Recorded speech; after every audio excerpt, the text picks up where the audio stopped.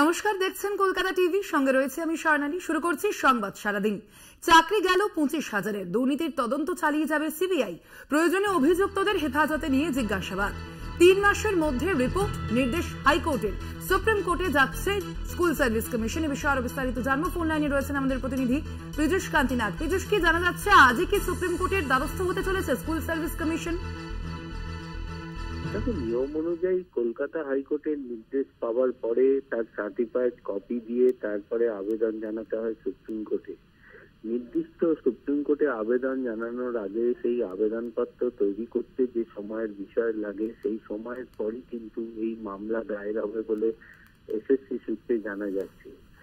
শুধু এসএসসি কর্তৃপক্ষই নয়, যে সমস্ত চাকরিহারারা রয়েছেন তাদের মধ্যে থেকে বেশ কয়েকজন কিন্তু সুপ্রিম কোর্টে আবেদন জানাতে পারে বলে আইনজীবী মহল সূত্রে জানা যাচ্ছে।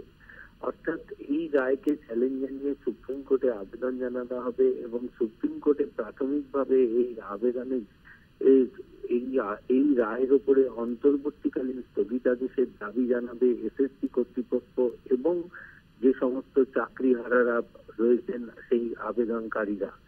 এখন দেখার যে এই আবেদনের প্রেক্ষিতে অন্তর্বর্তীকালীন স্থগিতাদেশ জারি করে কিনা সুপ্রিম কোর্ট। যদি সুপ্রিম কোর্টের অন্তর্বর্তীকালীন স্থগিতাদেশ জারি হয় তাহলে সেক্ষেত্রে যে সমস্ত চাকরিহারারা রয়েছেন তাদের চাকরি কিন্তু আপাতত বহাল থাকবে যতদিন না পর্যন্ত মামলার পূর্ণাঙ্গ শুনানি শেষ হয় এবং সুপ্রিম কোর্ট নির্দিষ্ট কোনো রায়দান না করে। একদমই পীযূষ, ধন্যবাদ তোমায়।